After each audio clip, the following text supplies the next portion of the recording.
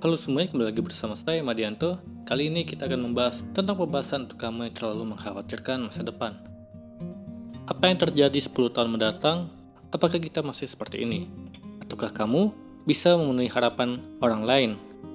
Momen quarter life crisis bisa dialami oleh siapa saja ketika menjelang usia 25, baik itu sebelum 25 tahun ataupun setelah 25 tahun.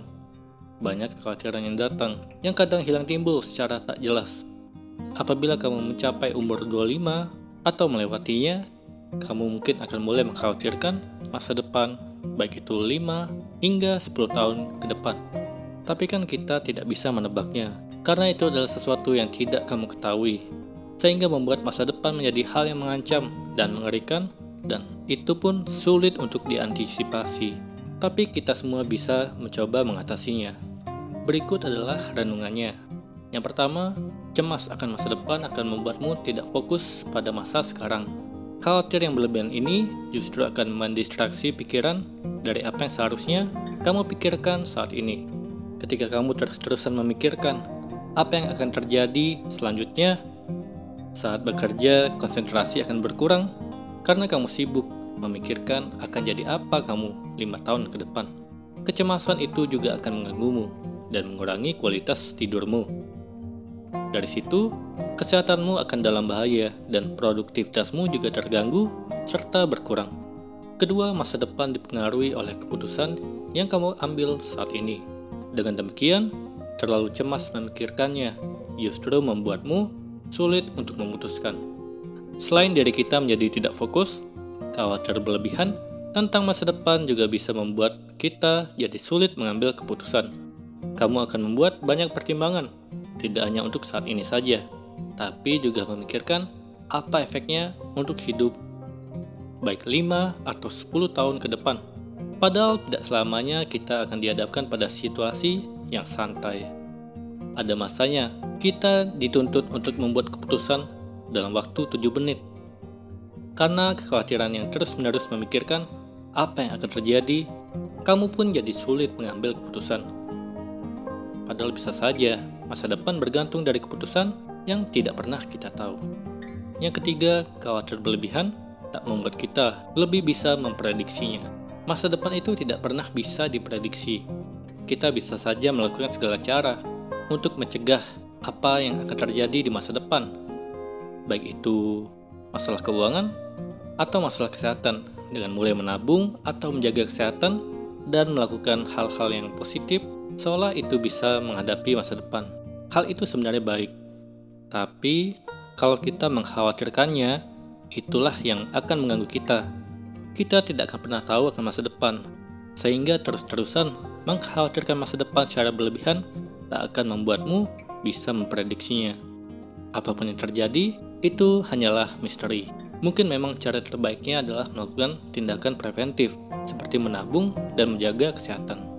Keempat, terlalu khawatir akan masa depan akan membuat kita membuang masa kini. Patokan yang kamu pakai dalam hidup adalah apa yang akan terjadi, bukan apa yang sedang terjadi.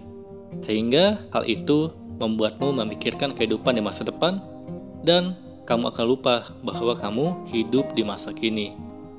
Padahal hidupmu di masa kini, kamu bisa saja melakukan hal-hal yang hebat yang akan berpengaruh untuk masa depan kelak. Tapi karena kamu terlalu sibuk memikirkan apa yang masih jauh di depan sana, kamu jadi lupa bahwa di depanmu ada proses yang bisa saja kamu nikmati. Kelima, berhentilah memikirkan apa yang belum terjadi. Tapi ketika ada yang sudah terjadi, buatlah solusi. Hari ini adalah momen yang harus kamu pikirkan. Masalah yang terjadi saat ini adalah hal yang harus kamu pikirkan solusinya. Dengan mengabaikan hal ini dan lebih memberi perhatian pada apa yang belum terjadi, hal itu tidak akan membuat kita bisa membangun masa depan yang lebih baik. Justru masalah yang tak terselesaikan ini bisa menjadi beban dan membuat rumit masa depan yang kamu khawatirkan. Keenam, kecemasan pada masa depan akan membuatmu gagal melihat sisi positif dari setiap kesalahan. Ketika kamu melakukan kesalahan, kamu akan merasa panik dan menyalahkan diri sendiri. Lalu kamu merasa hidupmu sia-sia hanya karena satu kesalahan yang kamu lakukan dan kegagalan yang diakibatkannya. Dari situ, kamu merasa masa depan semakin suram. Padahal ketika kita merasa gagal, ada pintu baru yang terbuka. Di akhir sebuah kisah, ada kisah baru yang menanti. Mati satu, tumbuh seribu. Di sebuah kesalahan yang kamu buat, akan ada pelajaran yang bisa kamu pelajari. Itulah tadi tips agar kamu tidak terlalu mengkhawatirkan masa depan. Semoga ini bermanfaat. Sekian dan terima kasih.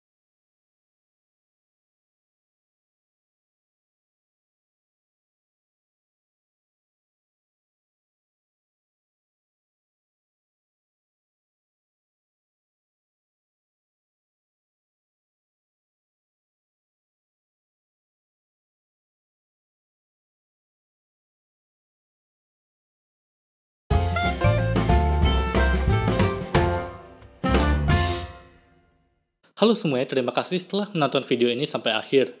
Jika kalian punya saran, silahkan tuliskan di kolom komentar video apa yang harus saya buat untuk selanjutnya. Dan jika kalian suka dengan video seperti ini, silahkan klik like. Semoga video saya bisa bermanfaat. Sekian dan terima kasih.